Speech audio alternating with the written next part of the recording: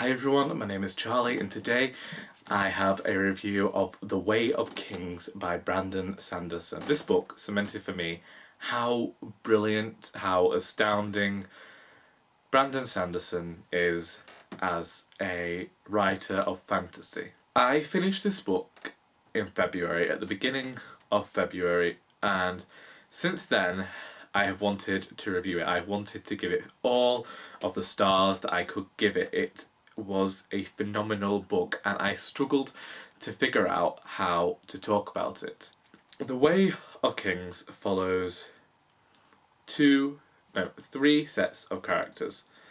The first being Kaladin, who we are shown in the prologue was quite a fierce warrior in a war, only he is now in a slave camp. And Shallan, who is planning to steal a very precious fabrial from this other character, Yasna Colin, because she believes that it will restore the wealth of her family, and she is hiding the death of her father from everyone.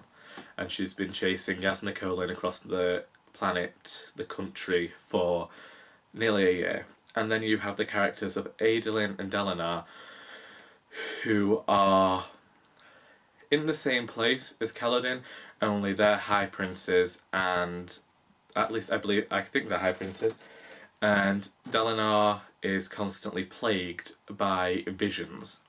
And because of this, people are beginning to believe that he has lost his touch, he's got too old, and he should be replaced. And then there are interludes. There are interludes involving other characters, and these are characters we haven't met, but I think they're going to come up at some point in the future. Anyway, this book completely blew my mind. I was tweeting things I was sending messages to my friend Lindsay in the last 200 pages because there were so many twists in that latter fifth of the book that I couldn't cope with all of these twists and all of these new revelations about the world. And the reason I've not started Words of Radiance yet is simply because I don't think I could cope with all of those revelations. Again, it's quite a huge book. It's 1,000. My edition is 1,001 pages. I am really glad that it's such a large book because there is so much world building in this book. This book is brilliant, and Sanderson impressed me so much with the world building. He has created an entire different world and thought so much about the religion, the geography, the topography, the way the world works, the way the money works, the brands, the characters. Everything is so considered. It's just that impressive. I thought that I was going to struggle with this book, but there was just a point that I hit that I just couldn't stop. I was listening to it and following it along, and I had my mind completely blown. I didn't think that these sorts of things could be done in fantasy. When I was younger, I never anticipated that these things could be done in fantasy, but Brandon Sanderson has proved that they can, and they can be done well, and that we should really trust him, because I believe there are going to be 10 books in this series, and I've only just finished the first, and Words of Radiance, the second book, is on my shelf waiting. I've downloaded the audiobook to listen to it because Lord knows I really enjoyed the audiobook of The Way of... It's one of those books that starts slow, and it does start slow, and it takes forever to get into. But once you become invested, and once you give yourself over wholly to this book and to this series, I feel like you're going to be completely impressed, because it talks about religion, and it talks about wealth, and it talks about slavery, and it has so many allegories and for this world, and I wanted to talk about every single character individually, and I'm not sure I can. So I'll start with Kaladin. Kaladin's story is one of those stories that I kind of, at first, I just couldn't cope with him. I absolutely despised his character. I would read it just to get to the Shallan parts because she's my favourite character. And then there was just this realisation that Kaladin kind of, you know, he'd had a lot of shit in his life, and it made you understand the character more, and it made you really feel for this character, and then to see this character who's definitely had a fall from grace. He's a very honourable character, but he's also quite young, and I think that throughout the book you can forget how young he is. He has this story that feels like a hero story, in that he's had this fall, and we've witnessed his fall from grace, and we can understand his character, and we understand where he's coming from and what he's doing. And then there is some sort of magic. Of course there's magic, it's a fantasy novel, but it isn't fully explained yet.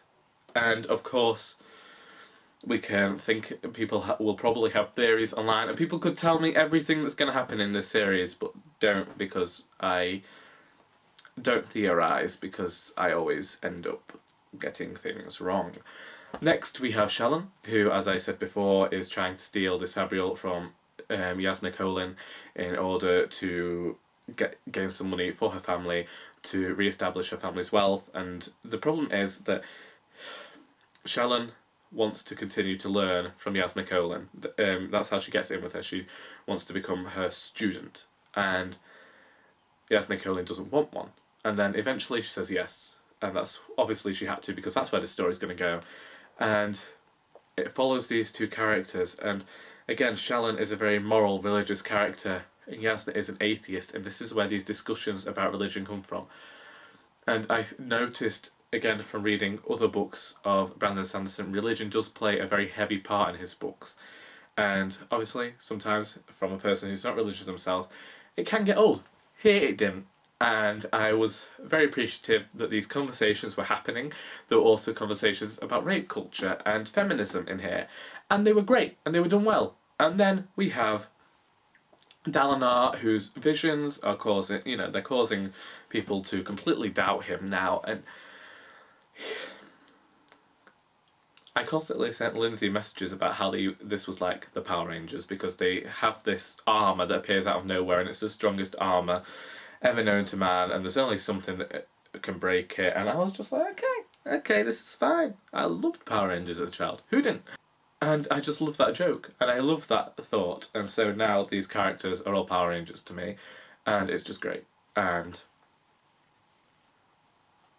anyway, the visions make sense.